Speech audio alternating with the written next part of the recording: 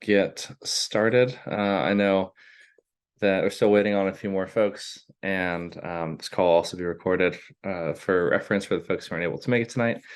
But just wanted to thank you all for being with us for the fourth and final week of the September Leader Summit. I'm Dion Jones, Director of Network Engagement, Slow Food USA, and really excited to wrap up this month with We Are Disruptors. The last and definitely not least role of the theory of change that we rolled out earlier this month. If we'd like to pop over to the next slide. One of the awesome things from, or one of the more familiar things from Slow Food USA is our mantra, good, clean, and fair food for all. And earlier this month, we rolled out the Slow Food USA theory of change. And one of the things that I view the theory of change as is kind of getting to that goal of good, clean, and fair food for all. A lot of times we're already doing the good work. We are already disrupting conversations, already building amazing programs, weaving networks, and telling awesome stories of the work that's happening, not just in our local communities and not just nationally, but internationally. And what the theory of change does is gives the network a bit more of a framework of how to get to those goals, and a strategic short, middle, and long-term planning and like route.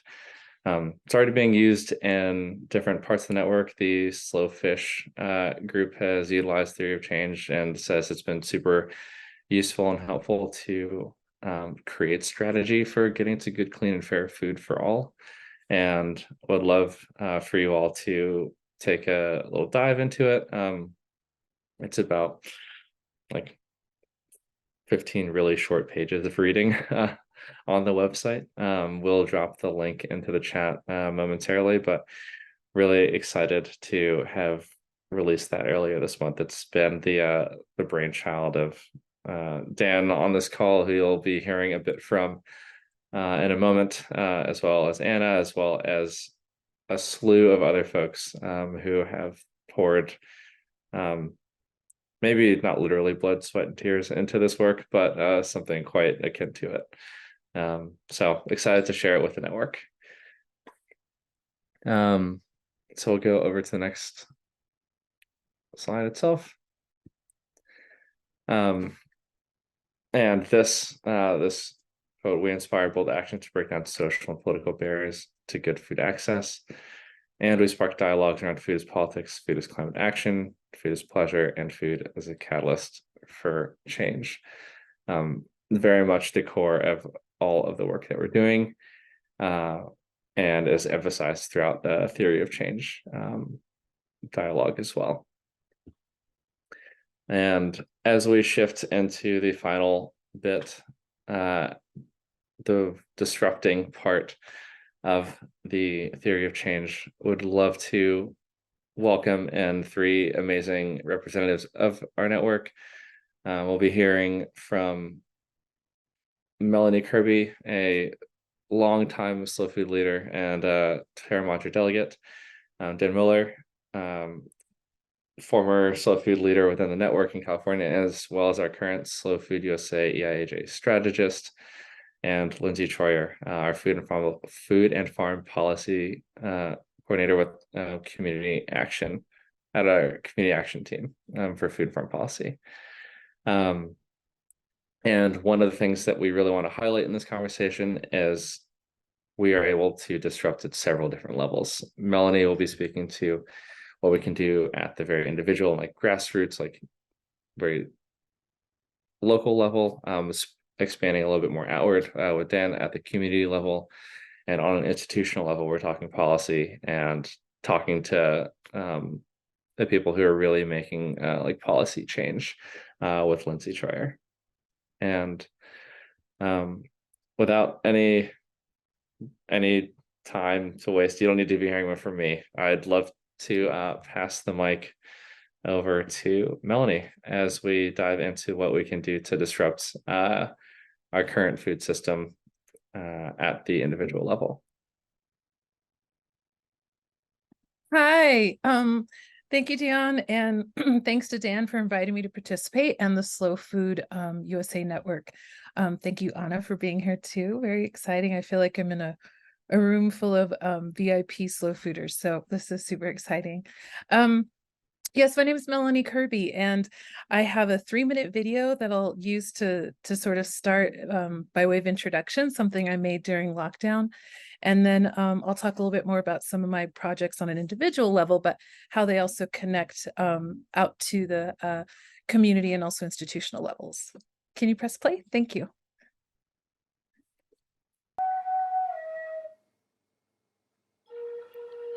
I've traveled many a bumpy road in the darkest of nights, serving as a chauffeur to beings of sweet starlight. I migrate with them, like a shepherd, roaming with my flock of winged midwives, as a fellow follower of the bloom, a self-proclaimed nectar nomad. I was introduced to this artistic science of beekeeping 2 decades ago, as a U.S. Peace Corps volunteer collaborating with peasant farmers in South America. The bees captivated my curious mind, and working in an outdoor office made of fresh air, flowers, and freedom enticed my soul. My nomadic journey as an apiculturist has taken me far from where I could ever have imagined, having come from a humble home in Pueblo Indian country in New Mexico. My heritage is a mosaic of cellular memories influenced by my Native American ancestors, who instilled in me a profound reverence for place and purpose, and to pursue acts of community service. So I chose to become a bee farmer, as I wanted to continue to learn from Mother Nature and Father Time. As a farmer, I share beekeepers' voices of concern and need for adaptation and innovation to fulfill our dedication for local to global food production. Sharing their challenges, I became encouraged to return to academia to help quantify their observations and advocate for pollinator conservation. Now, as a researcher, my quest to better understand the relationship between cultures, food systems, and stewardship is at the forefront of my thoughts. Honeybees are like some of us and our ancestors, immigrants to this country. They have adapted and become the backbone of agriculture. There are distinct ecotypes or subspecies of honeybees like races in humans, and these ecotypes carry genetic histories like seas which contain their very existence and memories of creation. For within each one, they have the power to nurture and adapt, and the magnificence to create life, food, and medicine for the world. One of the things I most enjoy about beekeeping is that it bridges cultures and goes beyond borders. It connects us to our origins as fellow beings of light, as a part of this land, not separate from it. This magnificence is alluring and inspires me to find and connect with bees and their keepers around the globe. I invite you all to accompany me on my nectar nomad storytelling journey as I chase the bloom, encounter cultures, and follow the liquid starlight known as honey from flora to flavor to feast.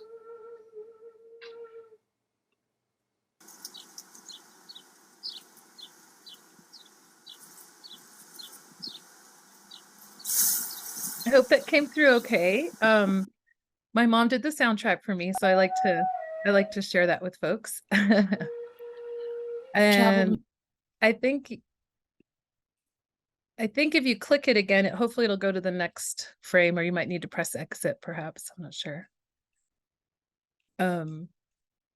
And there we go. Yeah. And I think, as an individual, this is a great sort of lead into some additional, one more slide that I'll show you that has a variety of activities, but, what can we do in our own way? And I'm sorry, I thought I'd started my video again. I meant to pop in, sorry. Yeah, and I think for me, it actually started more, it almost is like an accordion. It goes back and forth, while it's an individual sort of approach, it was definitely inspired by and nurtured by community and even institutional opportunities. And so my connection to Bees started as a Peace Corps volunteer, which is a federal program actually. But I really enjoy being of service, and being able to cultivate then a farm and to be able to nurture more bees that are locally or regionally adapted as well, has really been a huge growing process for me, to the point that I even returned back to school because I wanted to better understand and actually better advocate for farmers. And go ahead and click it again. I have sort of like a little series that'll pop up here. And my focus really became on looking at breeding resilient queen bees as the hearts of their hives that they are, but they really are a product of their larger family and of the environment. And so bees really initiated me into this larger world of pollinator diversity, but also biodiversity, and the intersections with food systems, with policy, with working with different groups. And so I ended up forming a collective, ABBA, that's called the Adaptive Breed Breeders Alliance. That's a newer project where I'm able to work with others like myself who are individuals sort of immersed in this industry, and be able to provide support for each other and seek professional development opportunities collectively.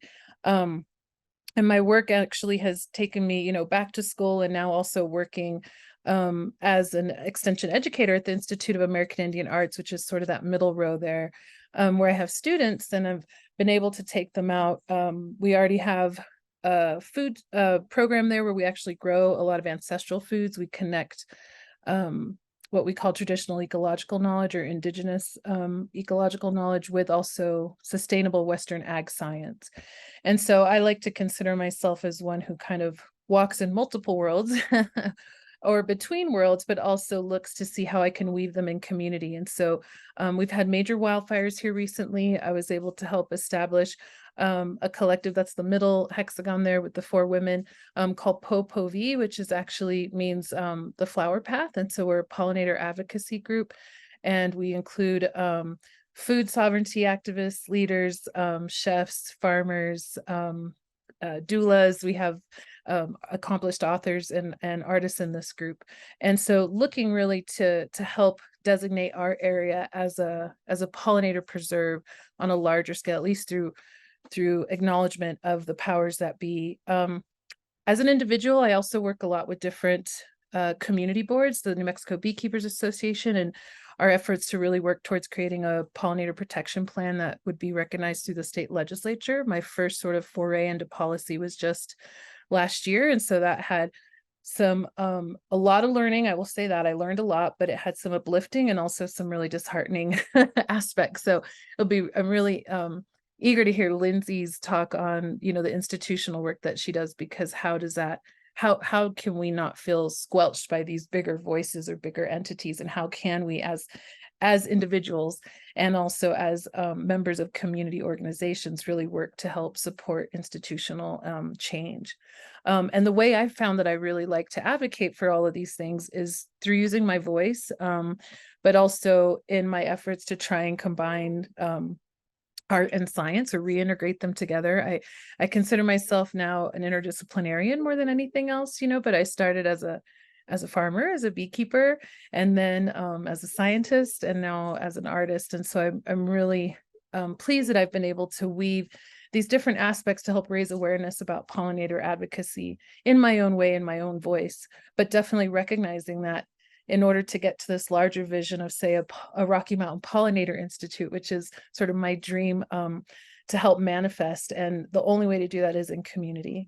And so I'll end it here shortly with just this sort of last thought, which is, there's an African proverb that I think really resonates. And that is, if you want to go fast, go alone. But if you want to go far, go together.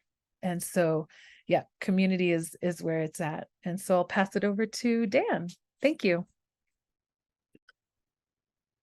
Thanks so much, Melanie. Yes, you've segued us beautifully to talk a little bit about what mobilizing our local communities looks like, right? And in a way that actually challenges and disrupts sort of the broader systems that we're entrenched in, right? So when we're talking about mobilizing our communities to make sure everyone has delicious access to nourishing food, What we really mean is that we're trying to bring forth sort of these life-affirming alternatives to the way that things are done, right? That's kind of what disruption is. We can't continue to build on a broken foundation that isn't serving everybody, right? Sometimes we have to be willing to deconstruct and disrupt that foundation and create a new one.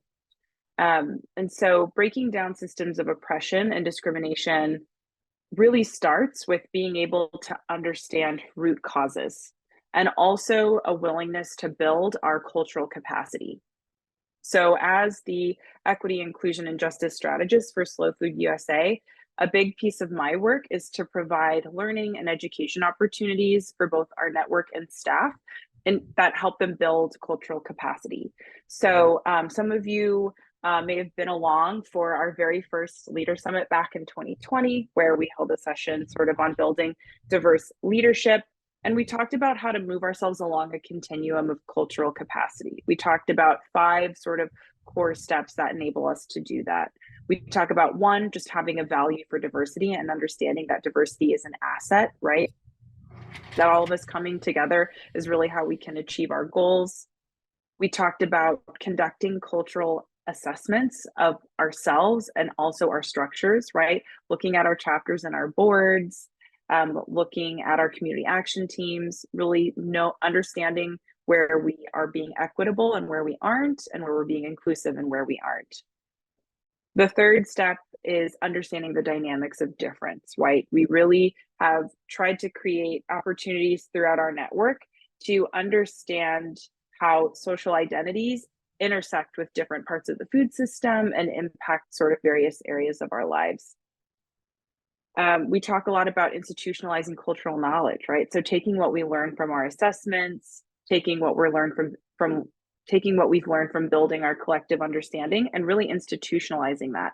That way our systems and structures are more reflective of our communities, right? And of our broader vision. And last but not least, adapting to diversity. So taking all the different pieces that make us unique and different and really braiding them together to create a tapestry that allows everybody to be a part of this movement in its fullest expression.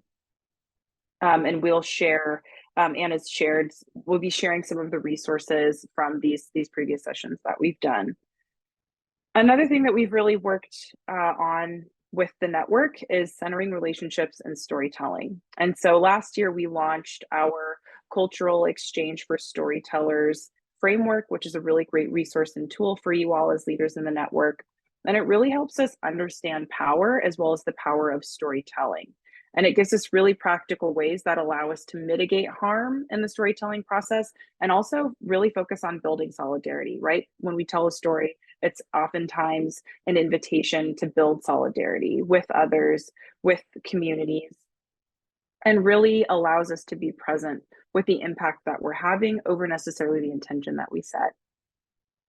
And along those same lines, we can move to the next slide.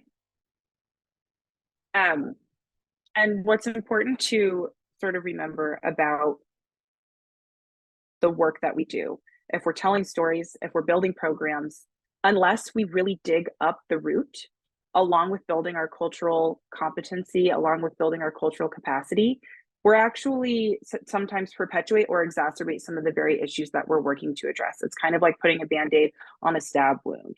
So when our slow food communities, when our leaders in the network are out implementing programs and building and storytelling, we have to keep in mind that we need to not only be building our knowledge, awareness, and skills around culture, but we also need to be taking pulse in the community and really getting down to what the root issues are within our communities. And then we want to implement in a way that is restorative to our relationships as well as regenerative to our ecosystems and our environments. When we talk about equity, inclusion, and justice, we don't just mean diversifying your board or your chapter or sort of fulfilling a diversity quota. And we don't mean just starting a garden and running a program.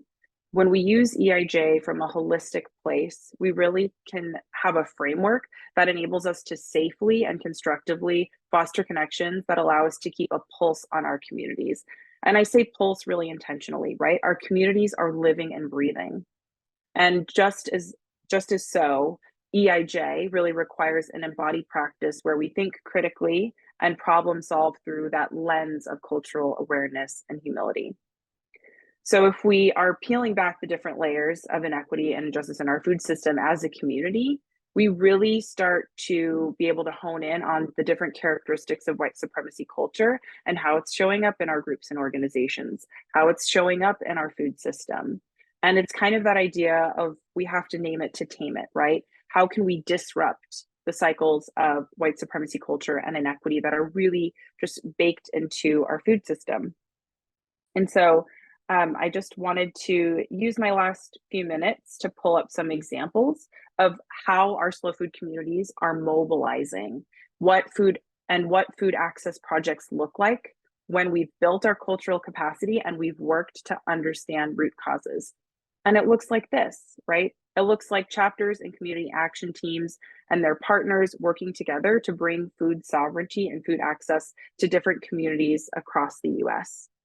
It looks like the food bank community garden in Lake Tahoe, where they're able to provide culturally appropriate food for a predominantly elderly Latinx recipient base. Here, they're disrupting the fast pace of an athletic mountain town where seniors tend to get left behind, right? By being able to bring them into this space. In Sonoma County, it looks like the Farm to Fight Hunger that provides organically grown local vegetables that are culturally appropriate, as well as pasture-raised eggs to their neighbors who are needing healthy food. And even though they only have one part-time employee, they insist on paying a fair wage and including some extra compensation for health coverage, which is working on a small scale to disrupt food access disparity as well as inequity for farm workers. And it also looks like the National Resilience Fund that we hosted a few years ago, where we were able to work with food sovereignty leaders in Puerto Rico on something called the Solidarity Food Bag, which involved buying locally grown food, assembling bags for families, and creating food storage spaces for impending climate and political crises that have been recurring in Puerto Rico, really disrupting the present day realities of colonization and denial of rights for our Puerto Rican counterparts. And it also looks like in community with slow food groups across the Americas, working to adequately highlight the historical context of colonization and racism and how those influences manifest today in an anti-racist motion that we drafted to the Slow Food International Congress. Again, it's one of those things that we really have to feel it to heal it. And so disruption can look like a lot of things. And sometimes disruption is really just figuring out where the root is and pulling it out. And so with that, sort of the next level at which disruption happens and change happens within the network is our institutional level, right? And just as our anti-racist motion to Congress really tries to highlight pieces of the system that we're working to change, Lindsay will also highlight through food and farm policy advocacy different pieces of the broader system that we're working to change. So I will pass it over to Lindsay. Thanks so much. Hi, everybody. Thanks for having me. I love the buildup of the discussion because I think we engage in this environment at this individual and personal level initially, right? We find these things that we're deeply connected to and that are meaningful, that are,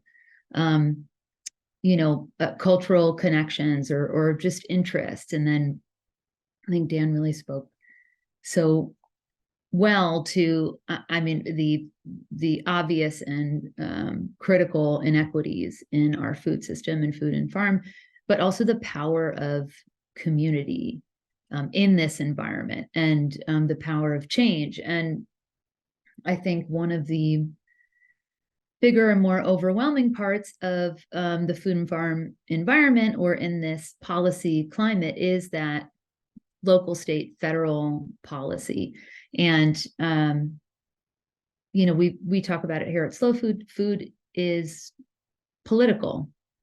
It's policy that decides who has access and who doesn't.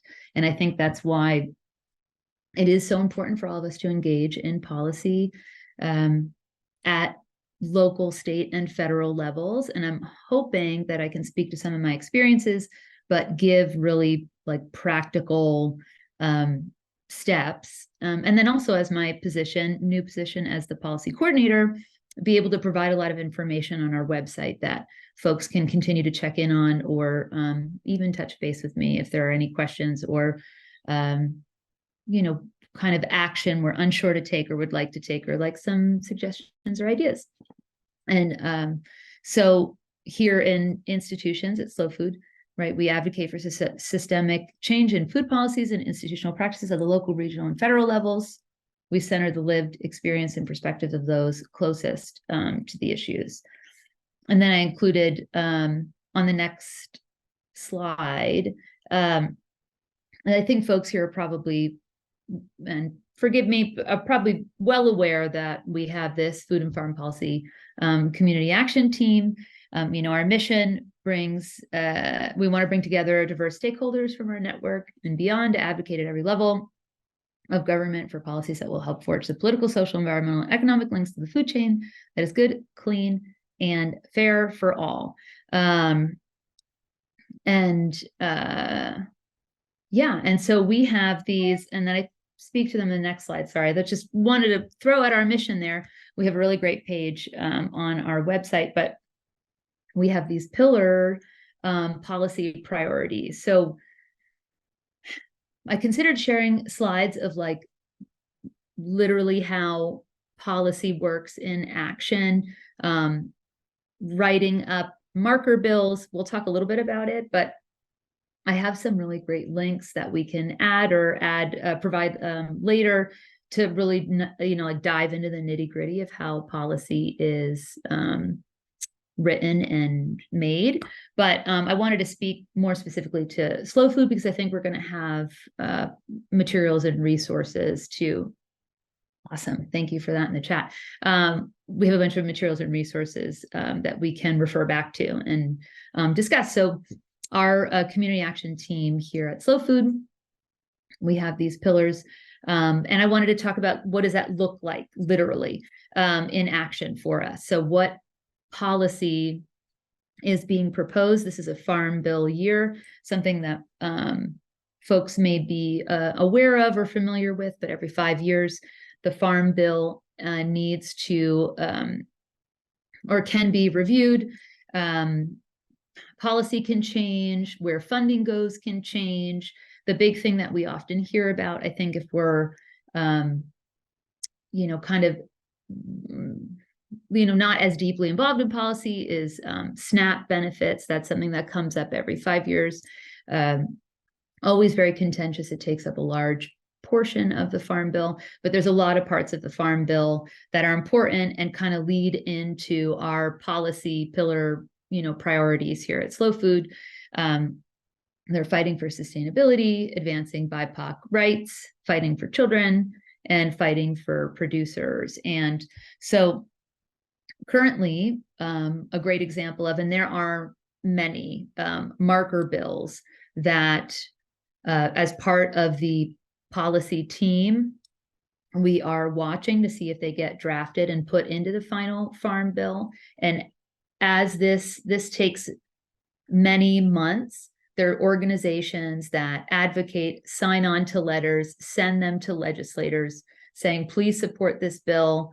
They make edits, they create suggestions, and then hopefully in this engagement and relationships that we build with legislators, they can send it through their different agriculture committees, and it can end up in the final draft of the farm bill. And there are multiple steps then after two where they decide where funding goes and how much, and will these programs just be continuously supported, or are they, the appropriations, the funding negotiated? So there's a lot to be said, or deep diving into, the government mechanisms of implementing and, planning, writing policy. And we can talk about that a little bit more too, but I wanted to plug in some actual marker bills and policy that we're looking at currently,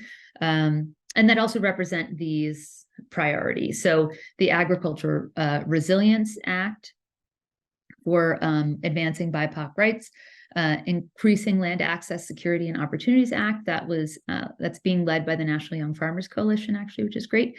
The Justice for Black Farmers Act is one of the most brilliant pieces of legislation I think I've ever read, and hopefully get support. Probably not within this farm bill.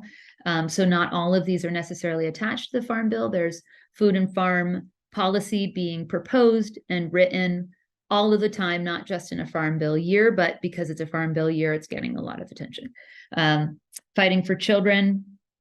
So WIC and SNAP. So WIC, Women, Infant, and Children. This is funding that supports,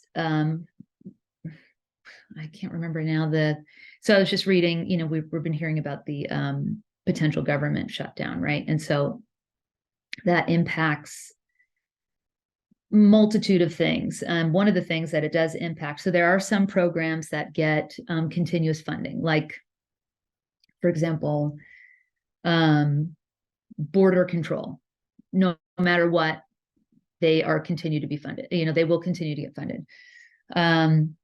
Unfortunately, there are things that won't in a government shutdown. So certainly folks will be, furloughed. They'll have their jobs will sort of just stop overnight.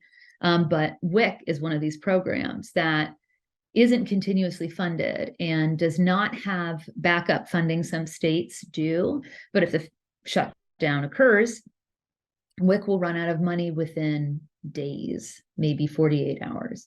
And I think it was said to impact, it seems like such a high number, but it might be accurate, like 7 million individuals. So if the government does get shut down within 2 days, 7 million pregnant women and children will be impacted. And SNAP, similar. So the food assistance, which takes up the largest portion of the farm bill, will also be impacted. There's some funds available. So for a month, SNAP recipients will be okay. But if the shutdown does happen and goes into October, then 1 out of every 8 individual in the United States will be impacted by this. And then lastly, the fighting for producers. So this is in the current farm bill, strengthening local processing act, local farms and food act, fresh produce procurement reform act. Something interesting too out of the pandemic. So there are a lot of unintended consequences. One of those big ones early on was seeing how prevalent hunger is and still is and is with children, especially. I think also what we learned was how vulnerable our regional food systems are. And it's a definite focus of Slow Food to support our local regional food systems, right? And so these are current marker bills that are in the federal ether that either need support, additional funding to be passed, included in the Farm Bill. Okay, and then I think on the next slide, I talk about, okay, so like, what do we do about that? That seems all above our heads. And, policy is a deep dive, but every individual voice matters and counts. I have served on local and state level campaigns where the individual running lost by 38 votes. Another time I worked on a campaign where an individual lost by 86 or something. It's just so close. It just shows that the few folks that got involved, that made their voice heard, could have changed that election entirely. And so I think about those things a lot because sometimes it feels really overwhelming, and what can we do? And we can be really unsure. So first thing first is, if you're not registered to vote, please, let's do that. Yes, yikes, agree. Voting is so important because your voice literally does matter. It could literally impact a vote. And we are voting for people who are now sitting in these rooms negotiating this, funding or these policies that are going to help our neighbors or our local farms or our restaurants or how we're processing food. So there are other elements to, say, even the government shutdown. There's other parts of our social structure, our food systems that will be impacted. So it's really great to figure out who your representatives are. You can also see, based on certain policy initiatives, if maybe one of your representatives is like co-sponsoring something, which I find to be extremely exciting. I don't know why, but I'm like, oh yeah, like, get it. Like, I'm sorry, Fetterman he's one of my representatives, right? And he just introduced a bill to eliminate, or to make sure that school food is free for all, I believe, or eliminate all lunch debt, right? Something we're probably going to talk about more in the policy action in our team. But I was so proud, and it was like kind of an emotional moment. I'm like, this is great. We're going to do what we can to get behind this. So what do? Certainly figure out who is representing you, right? That's super important. Call them. It's kind of terrifying initially, I'm going to be honest, but then there's always someone there. There's always a voicemail. Your voice matters. Enough of these matter. They will influence and sway, what a representative might do. The constituents do matter. And then I gave kind of like a statement or a blank statement that you could use. In addition, you can write them. So depending, you'll probably see it from us. Letter writing campaigns. I'll definitely be linking some like kind of easy to fill out. Let's shoot off these, as much as we can, these support letters in support for certain policy. But on the next slide, I have added, it's a little bit different than the voicemail, although they're similar, but I wanted to give you something practical. I think sometimes having language written or spoken can help. But I wrote it in a way where you could literally plug in, so you have our pillars. So, I care about advancing BIPOC rights, and the Justice for Black Farmers Act in this one actually is not in the Farm Bill, will support all of these things. I have tried to make it kind of simple to plug in maybe one of our pillars and then the bill that was associated with it. And I'll make sure to provide, additional bills and further language, I think, for folks that want to dive in and get more involved and support certain policy. But then also connecting with the member groups, right? We are more powerful together, and it also can be a lot more fun. So some of the things that I've done locally in groups, depending on the policy, and if you have a representative that is supporting something in particular, or they're up for election, you can door knock for them. You can encourage certain literature to be included with that particular representative to talk about these issues. There's often call-ins that you can, a window of time where you can share that you're supportive of something or not supportive of something.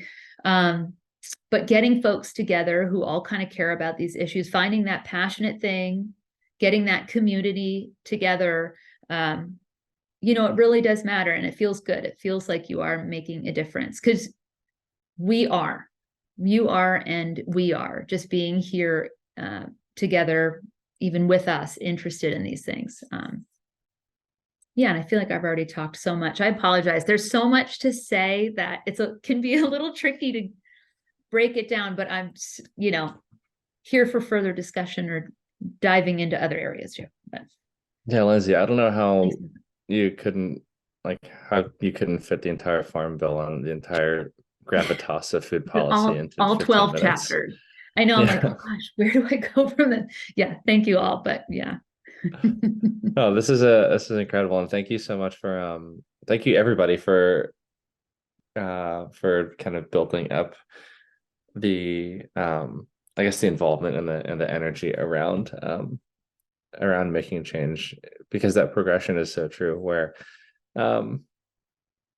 someone may get like super interested individual and say, I want to fight for this cause, and then it builds up to, I'm going to bring these people with me to build a community around fighting for this cause, to reaching out to the people who are writing the policy to truly make change on these causes. So I wanted to thank Melanie, Dan, and Lindsay for building up to that crescendo of disrupting these conversations, disrupting the status quo in these spaces, and would love to bring cause to the last little quote, which is exactly what we're trying to work towards, is disruption is the path to creating lasting change, and to be able to disrupt the status quo and what we've been quote unquote like used to actually build the food system that we ideally want to create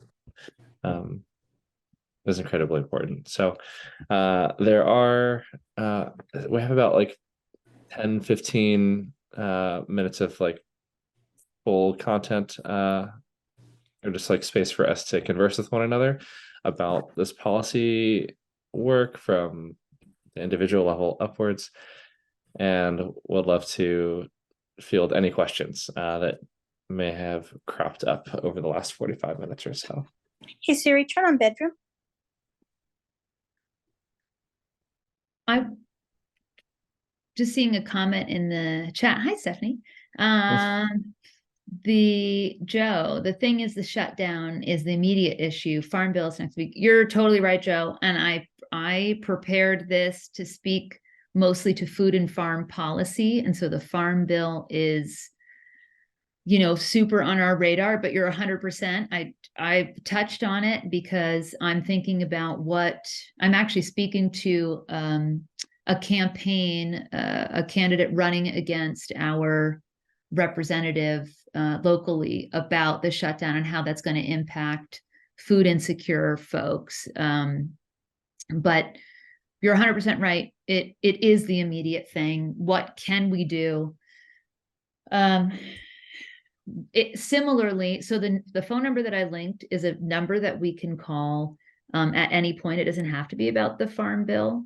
You can call, and so using the link to find a representative and then use the capital phone number to call, you can call your representative and say, this is bogus. 7 million women and children are going to lose their resources. Food assistance SNAP recipients are going to lose their food. The government's not going to be able to be on top of their food safety regulations. Those folks are going to overnight lose their gigs. We're not going to have the same oversight, with food production and processing.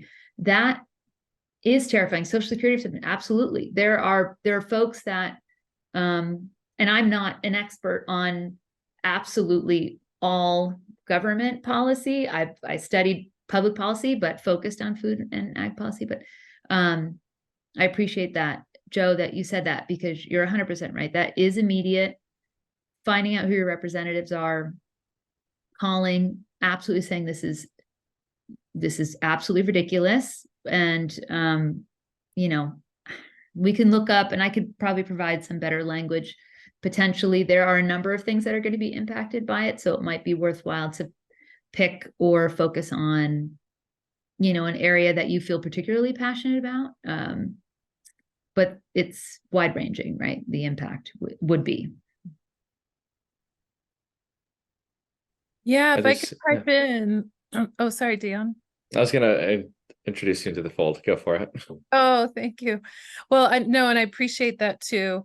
I think, this is exactly how it's very circular. It's almost Ouroboros. It's very, it feeds itself in that it's, we have to use our voice. So get out there calling your senators is a very individual type of act or action, but it adds into this larger bucket, right? All these drops land in this larger bucket that collectively, can really go a lot farther. And I think that that's what's really interesting about when we look at, what am I doing on sort of a microcosmic level? And my mind tends to do this. I'm on the cusp, Libra, Virgo, but maybe that's why, or maybe it's, just other sort of life circumstances, life choices, so to speak. I was a raver for a number of years. So, I definitely feel like my senses have been sort of broadened to really perceive things in ways that also include what's happening, at least right here in my own backyard or with me individually.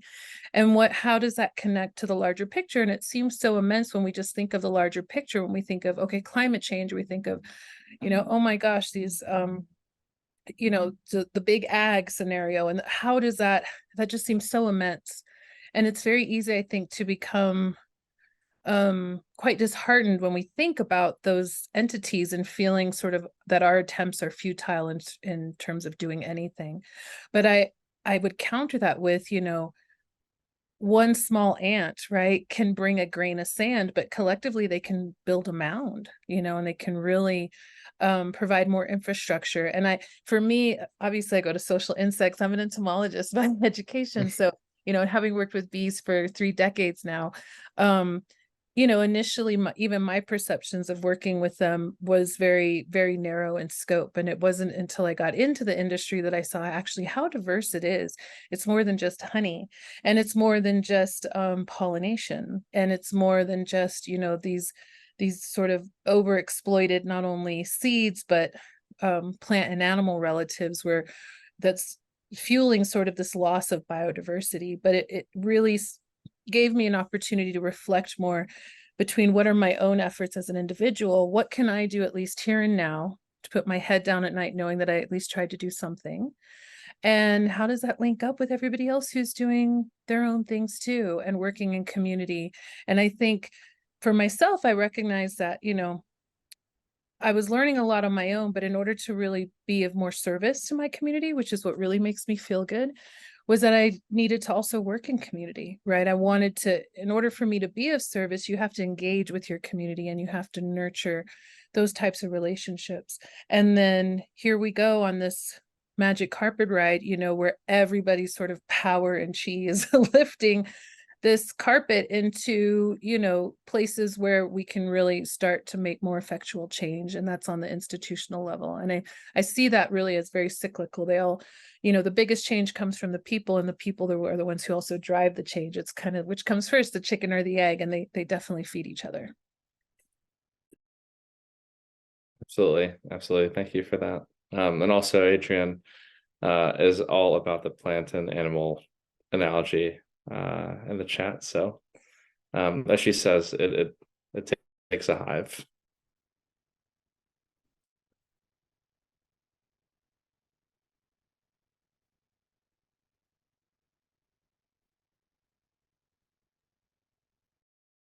Well, if for nothing else, it really helps to buoy the spirits of everyone else.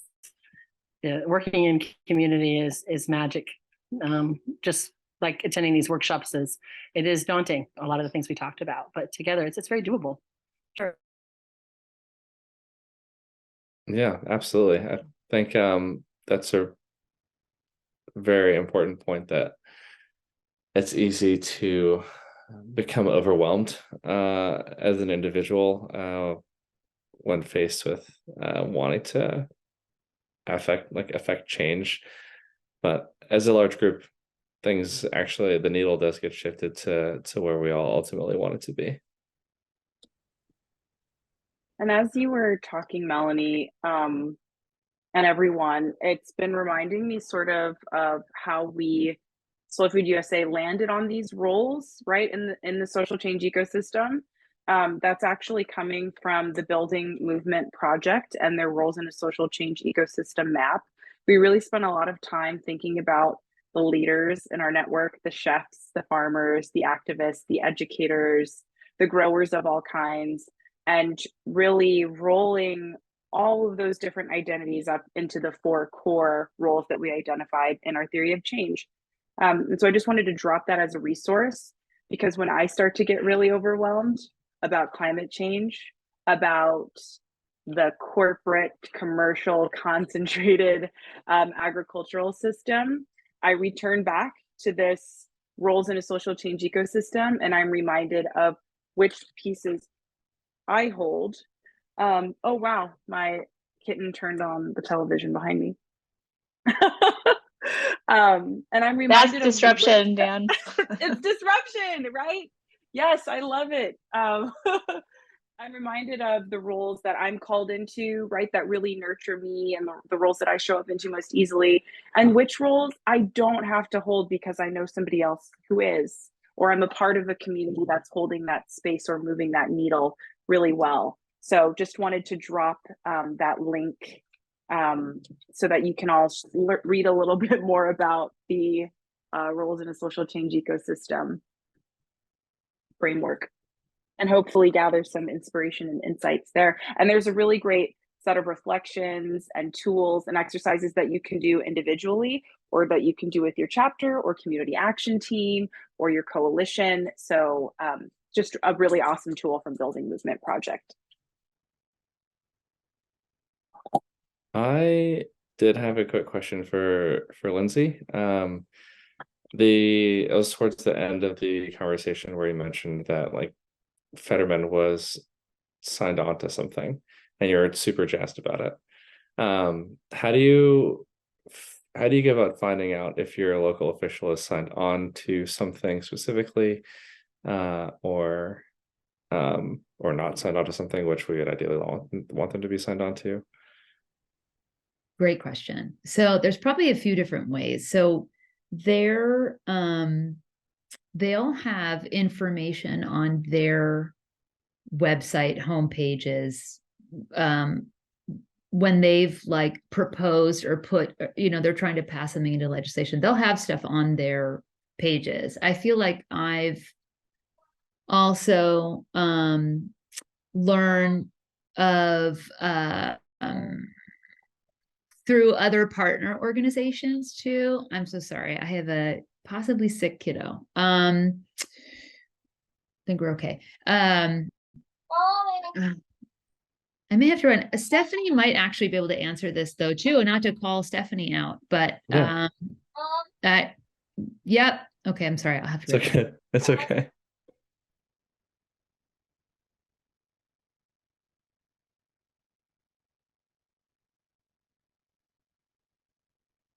Stephanie, do you want to jump in there? I just wanted to drop the National Sustainable Agriculture Coalition that we are a partner of. They're a really great resource for all things policy. But Stephanie, yeah, this question of where do you go to see what your representatives are supporting? Oh gosh, a couple places. Their actual website is super helpful.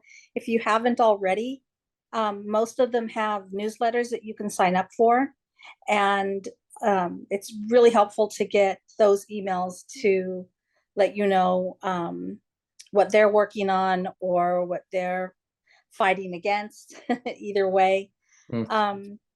And then, as Anna said, there's other organizations, like-minded organizations that are really helpful. NSAC is fabulous. There's also FRAC. And then look for organizations in your area. If your state or county or city has a food council, for example, they're another super great resource. And what's nice about that is the Southern Nevada Food Council here in Southern Nevada, the folks that are engaged represent other government organizations from city to state to county, but also other nonprofits. And so that's been really nice to network with those folks and talk about what's happening with the Farm Bill and collaborating together so that we can kind of cross support each other. Not enough has been happening here, and it should be. And so we've decided, okay, we're all going to get together and we're going to push this and work on it. altogether. So that's what I can think of off the top of my head. I'm trying to think if anything else pops up, I'll let you know. Yeah, that's I would add on to that too. I mean, I think Stephanie, you triggered a memory for me too. I mean, as I started just working with my local bee club, then my sort of interest in the livelihood side of farming and how to better support farmers, those who are working in this industry that is increasingly becoming more and more challenging due to shifting climate, varied market sort of trends, and overdevelopment or monopolization from other sort of outside corporate entities. I think working with a local food and ag policy council, I definitely started doing that, and I actually want to credit the lockdown to a certain degree because it brought out a lot of my sort of at least interests and gave me more available time to at least start to make those connections, and I'd have to say, like, our New Mexico Food and Ag Policy Council is also connected up to the New Mexico Farm to Table and Farm to School programs, and they work with multiple partners. So by joining some of these other local groups, you then extend your broader network of these additional groups that are also working in synergistic or sort of parallel efforts, and there's a way in which then you can pool resources and work together to really amplify messages of needed change. And serving on varying boards, I know that sometimes that can be hard for people who don't have a lot of time, but with the advent of the internet in terms of Zoom, now look at us here, we're all joining together having this larger conversation. And I think that there's ways in which people can engage, even if it's just,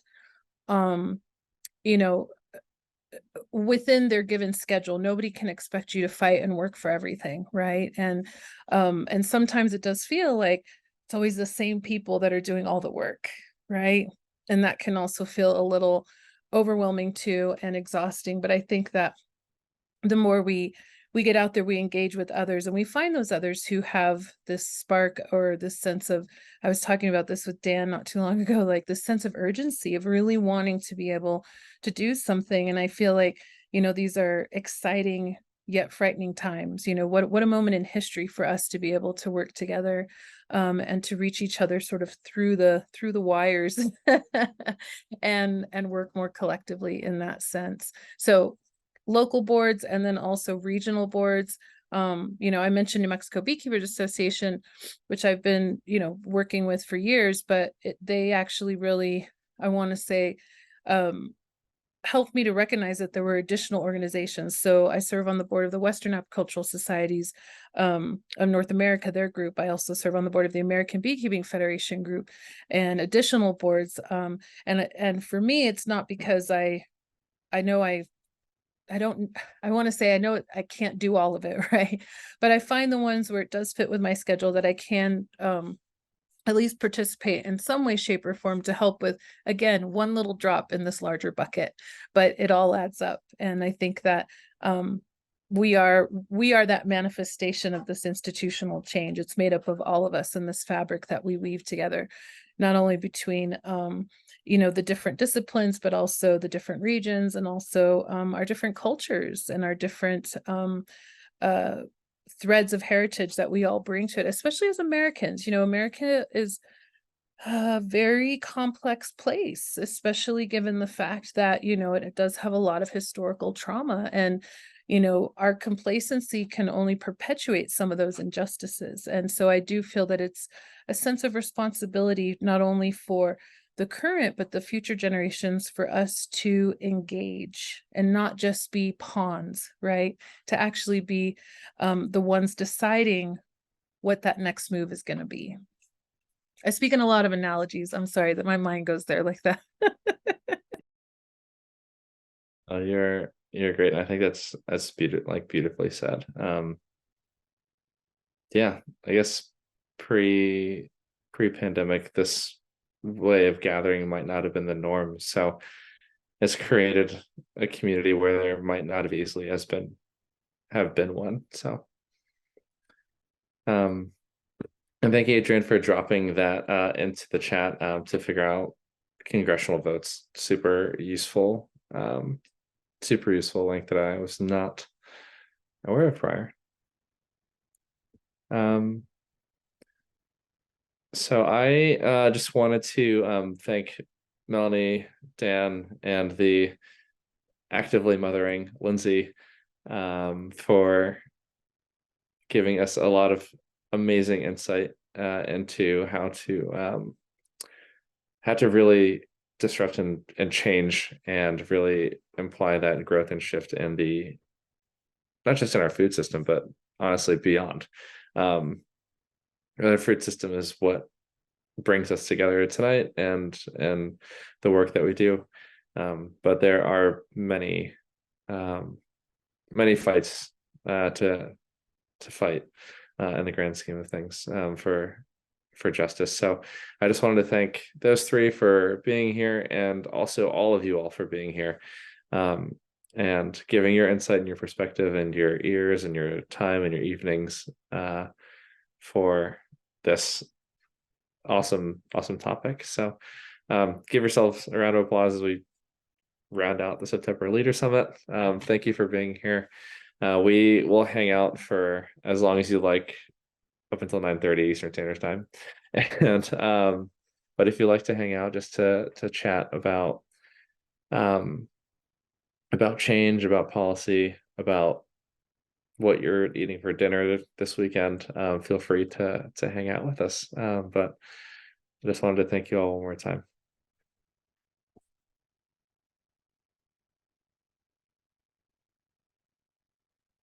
I know it's a meaty topic. It's hard to pull oneself away, right? There's always more to munch on. Oh, yes. Plenty of food for thought. And hopefully fuel for change, right? I'm seeing that some folks are feeling great about the presentation.